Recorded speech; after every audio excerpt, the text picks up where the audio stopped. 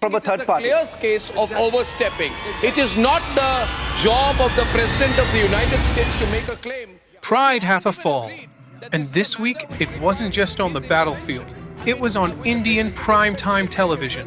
He has no idea about the ground situation. He has no idea about what's happening here. Following the ceasefire between India and Pakistan, what we witnessed across Indian newsrooms was nothing short of a meltdown. And I think this is beyond him. I strongly object. Arnab Goswami, India's loudest TV anchor, was seen furiously questioning Donald Trump's right to broker peace, yelling, "Who is Trump to announce a ceasefire?" as if global diplomacy now needed Tom's Now's approval. This is typical Trump overreach. Typical Trump overreach. This is typical Trump overreach. On another channel, two analysts nearly came to blows.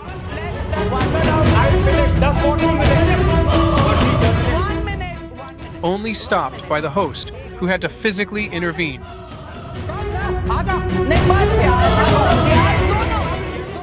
This isn't news. This is theater of denial. And what's burning isn't just the screen. It's egos, reputations, and perhaps the very credibility of India's media landscape.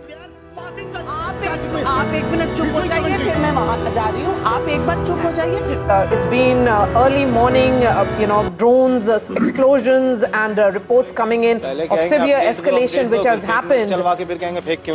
All right, Ghazali, I'm coming to you just in 30 seconds. But before that, let's bring in Shiv. Shiv.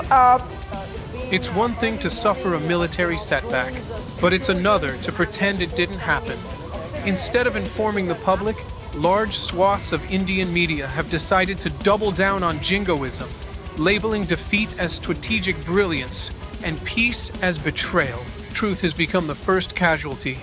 Editorial lines are now battle lines. Journalists have turned into propagandists, and news studios into war rooms. Instead of reflecting on their role in fanning war hysteria, many anchors are busy running damage control, blaming external forces, questioning the legitimacy of international mediators, and spinning narratives of moral victory from actual losses. But the truth doesn't vanish just because it's inconvenient. And shouting louder doesn't make a lie more convincing. Let's rewind. When the conflict escalated, Indian channels were filled with talk of swift retribution, surgical strikes, and annihilation. There was no space for restraint, no patience for dialogue. Every anchor became a general. Every studio became a battlefield. But when reality hit, when aircraft were shot down, when operations failed, when ceasefire had to be accepted, it was clear. Bluster cannot replace strategy, and bravado cannot substitute success. The Indian public was promised glory, but handed silence. Now, with their narrative collapsing, some media voices are looking for scapegoats. Foreign powers, domestic critics, even their own military. Let's be clear, this isn't about gloating, it's about learning. What kind of media do people deserve in times of crisis? One that tells them the truth, or one that sells them fantasies?